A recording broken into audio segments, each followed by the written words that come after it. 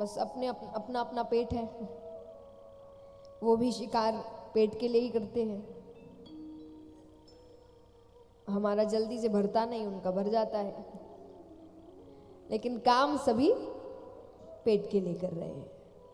एक समानता हो गई। बच्चे वो भी पैदा करते हैं, बच्चे हम भी पैदा करते हैं। उसी रेस में बच्चों को वो भी दौड़ाते, उसी रेस में हम भी दौड़ाते हैं। ये करते करते वो भी मर जाते हैं, ये करते करते हम भी मर जाते हैं। नया क्या कर लिया बताओ? अगर इतना ही करना है, भगवान कहेंगे ये तो जानवर भी कर रहे हैं, मैंने तुमको इंसान क्यों बनाया? इंसान बनाया है तो कुछ तो इंसानों वाली हरकत करो, कुछ तो बदलाव लाओ।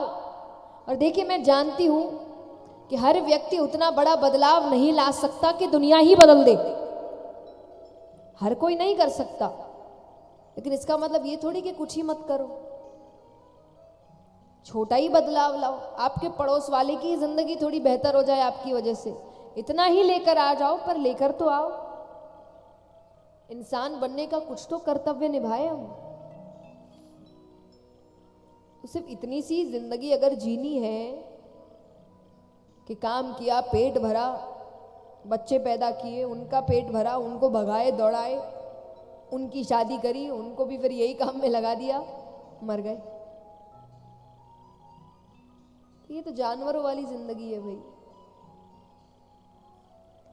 तो बहुत समझाते, पर दुखी व्यक्ति को ज्ञान समझ नहीं आता।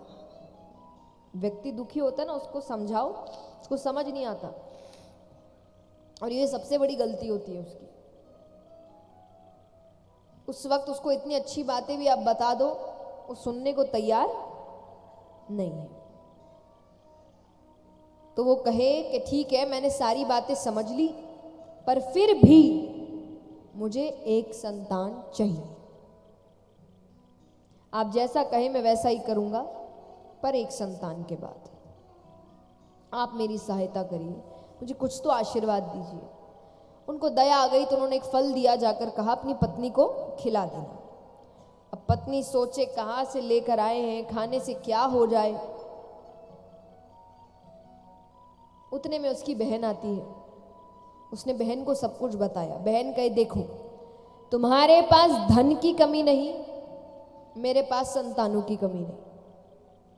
मैं 1 महीने के गर्भ से हूं, तुम पति से कहना तुमने फल खा लिया, गर्भवती हो गई, पर बच्चा तुम बहन के घर पैदा करोगी।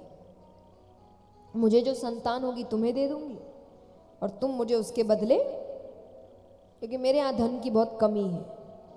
उसने कहा ठीक है, फल का क्या करे? अरे बोले इन फलों से कुछ होता है क्या? उसको गौ माता की टोकरी में डाल दिया, गौ माता ने ग्रहण कर लिया, वो गर्भवती हो गई। 9 महीने बाद दोनों को बालक हुए। पत्नी का नाम था धुंधली, तो वो जो बालक लेकर आई उसका नाम रखा धुंधकारी, और गैया से जो बालक हुआ उसका नाम रखा गौकर्ण। गौकर्ण क्यों? क्योंकि शरीर मनुष्य का है, कान गाय के हैं, तो उनका नाम रखा गौकर्ण। दोनों बच्चे बड़े होते हैं। गौकर्ण जी बहुत अच्छे बालक हुए। एक उम्र बाद वो गुरुकुल चले गए, पिता वैराग्य ले लेते हैं। यहां धुंधकारी सर्व अवगुण संपन्न, नहीं सुना हो तो फिर से कहूं,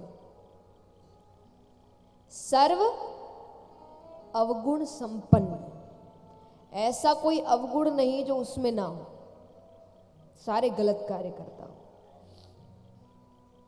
अब एक दिन उसे नशा करने की आदत थी, तो नशा करने वालों को समय पर नशा ना मिले तो बड़ी बेचैनी होने लगती है।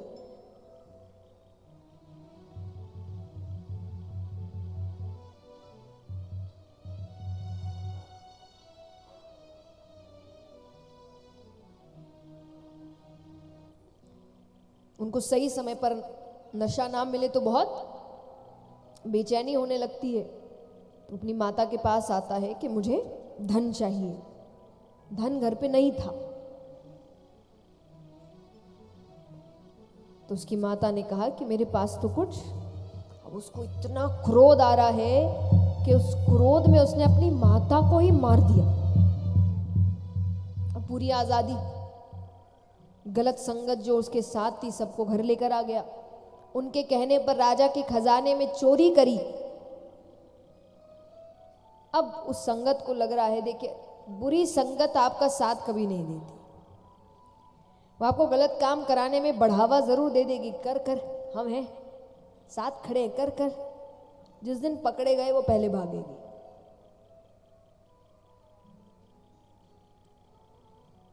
तो उन्होंने कहा कि एक ना एक दिन तो पकड़े जाएंगे, इसके चक्कर में हमें भी दंड मिलेगा। तो एक रात्रि उसको बहुत मदिरापान कराया गया, इतना कि वो खुद कुछ करने की हालत में ना रहे।